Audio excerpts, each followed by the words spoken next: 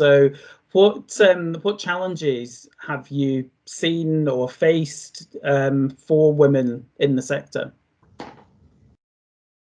I think from the point of view of working on site, I think the difficulty that I find day to day and have done for years is that the perception is that I'm a woman who's chosen to work in a man's world, and therefore the duty is on me to fit into it in the way that the men around me are comfortable with. Now, that's everything from the tiny things like office air conditioning being set to what men are comfortable with, to in earlier years feeling like I had to allow my personal life and situation to be fodder for jokes, because if I railed against it, I shouldn't be there. If I can't take the banter and be one of the lads, then I should just give up, put my tail between my legs, go home and do something else. And how have you managed that then? Because obviously I can imagine sometimes that would have been very challenging. So how have you coped, and what strategies have you implemented? I've tried all kinds of things over the years that have been successful to varying degrees. I mean, certainly before I came into construction, I worked full-time in pubs. So pretty much all of my working life has been in areas where traditionally it's male dominated. So Right. certainly for a long period, my means of dealing with it was that if they were going to take things into the gutter, I was going to dig a 6-foot trench under it and be even worse than they were, which usually shocks people into silence. But depending on your role, obviously it gets less and less appropriate to deal with things in that way. And have you seen changes? Do you feel as though since you started your career in construction, have things changed at all? They have, but I really don't think attitudes have to a large degree. I think most of the changes I've encountered have been because my roles have changed. Right. I'm a site supervisor, but I've come at it from not in a traditional way where I've come off the tools. I don't have a trade background.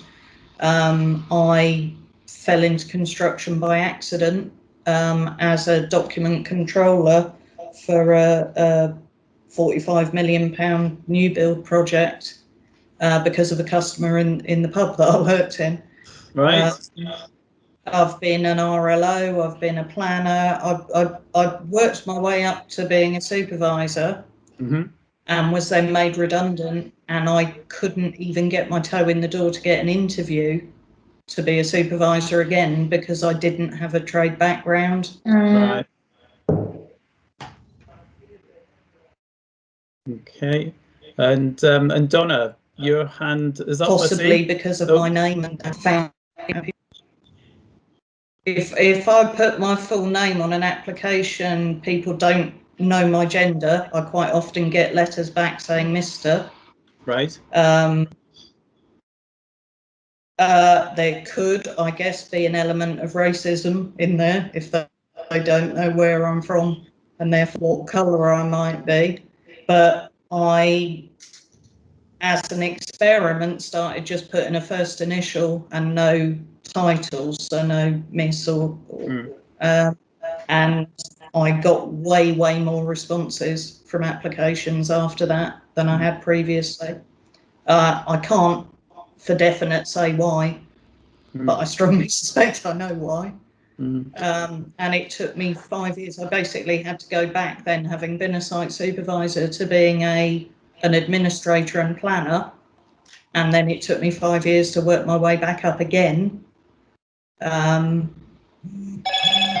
I'm getting a bit old now. If it happens again, I don't think I've got the energy to do it again. But right.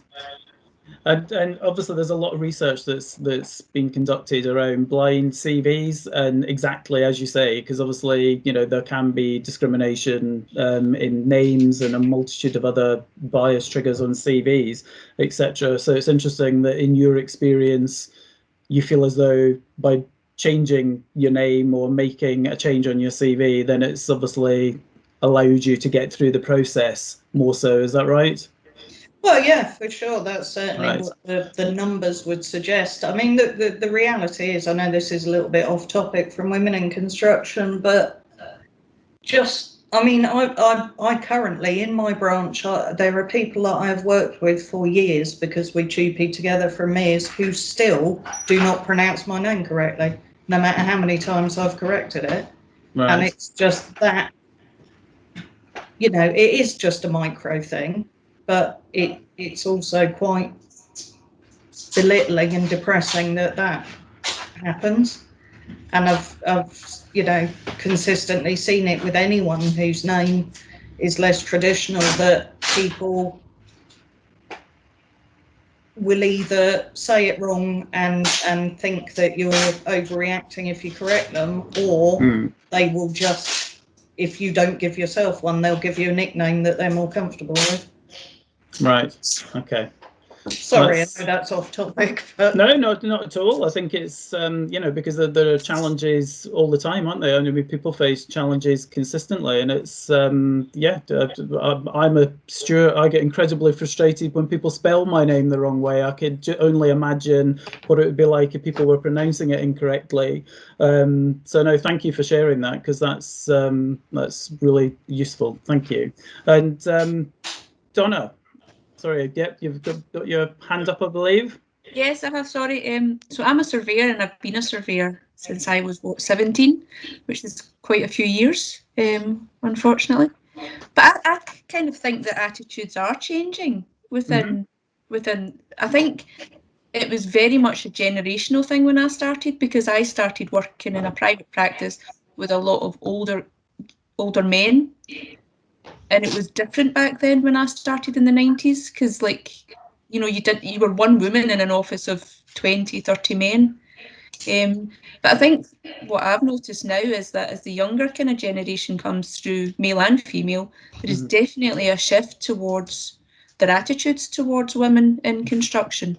And it has been better. But yeah, as the others have probably noticed, there is, I think what I've noticed is, when there is a woman on the tools, they're taken as a token female, and they're kind of put on a pedestal as a token female, and kind of, you know, that, look, we've got this woman working on site, and they're kind of put out there as being, we have this here.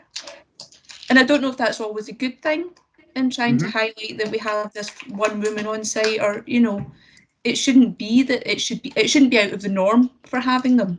Yeah. It should be very much, it shouldn't be something different. It should just be, this is what it is. This is who we have working here. But you talk about new perceptions, and it feels a bit different now. What do you think we can do as an organisation to really attract more females to the business, and particularly, you know, in trade roles, and to challenge some of those stereotypes? I think it's very difficult, because I think it does start at school age. I think to get into a job which you have, I would love to have worked on the tools now. I would love to have that practical experience of being on the tools and having a trade. And I can say that now because I've been doing this job for a long time. But at school, I was never given that sort of option to kind of, you know, it was never really put upon us. It was more, it was for the boys and it was for the guys, to kind of go and do the technical drawing, to do the graphics, to do all of that stuff. And we were very much in home ec. So again, that is a generational thing. And I know that is changing, because I have a daughter, I have a son, and they are given the opportunity to do STEM, to do the engineering and stuff. So it is changing, but it's difficult to try. It's really difficult to try now to get grown women into the industry, because they've already got their career mapped out, or they've already chosen a career plan. So it really needs to start from a younger age. Definitely. I totally agree, and I think it's you've hit the nail on the head. It's about getting into schools and actually, before these stereotypes are created and before people, young people are influenced in terms of what is available to them, actually being able to share what some of these roles are like, what they do, because a lot of people don't truly understand what is available to them within the construction sector and what that role actually does entail.